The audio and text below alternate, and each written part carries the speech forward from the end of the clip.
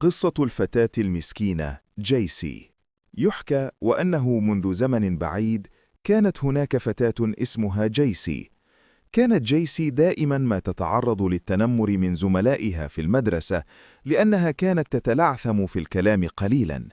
بالنسبة لجيسي فقد كانت خجولة جدا وتعجز عن الرد على هؤلاء الذين يتنمرون عليها بصفة يومية.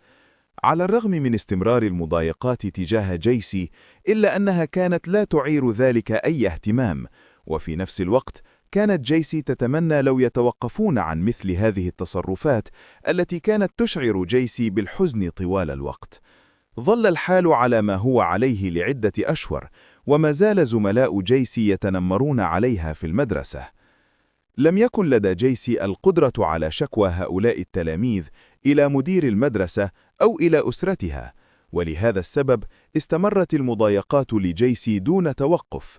في يوم من الأيام اقترح أحد زملاء جيسي اقتراحا، وفي حال قامت جيسي بفعل هذا الأمر سوف يتوقف الجميع عن التنمر على جيسي. كان الاقتراح أن تذهب جيسي إلى مقبرة تقع بالقرب من القرية، بحيث يكون ذلك في منتصف ليلة اكتمال القمر. بالطبع شعرت جيسي بالخوف الشديد، ولكنها في نفس الوقت تريد أن تجعل زملائها يتوقفون عن التنمر عليها.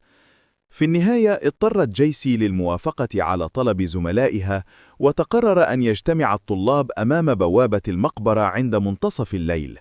على الرغم من خوف جيسي الشديد إلا أنها لم تكن تفكر سوى في جعل هؤلاء التلاميذ يتوقفون عن التنمر عليها. جاء الموعد المحدد واجتمع الطلاب أمام بوابة المقبرة ومعهم جيسي. كانت الأجواء مرعبة جدا، خاصة أنه في هذا التوقيت كان فصل الشتاء، فالسماء كانت ملبدة بالغيوم، وكأننا نعيش داخل فيلم رعب مخيف إلى درجة تجعل الدم يتجمد في العروق. المرعب في الأمر ليس الأجواء المخيفة فقط، بل سمعة المقبرة والتي تدور حولها الكثير من الأقاويل. فقد قيل أن الأشباح تنتشر في هذه المقبرة في كل ليلة اكتمال للقمر. دخلت جيسي إلى المقبرة بمفردها، وجميع الطلاب ينظرون إليها ويطلبون منها التقدم أكثر، حتى صرخت جيسي بأعلى صوتها. على الفور هرب جميع الطلاب تاركين جيسي بمفردها. في صباح اليوم التالي، وبينما كانت أسرة جيسي تبحث عنها لأنها لم تعد إلى المنزل، وجدوا جيسي جثة هامدة في المقبرة، وكانت ملابسها ممزقة ووجهها يبدو عليه وكأنها رأت شيئا مخيفا ومرعبا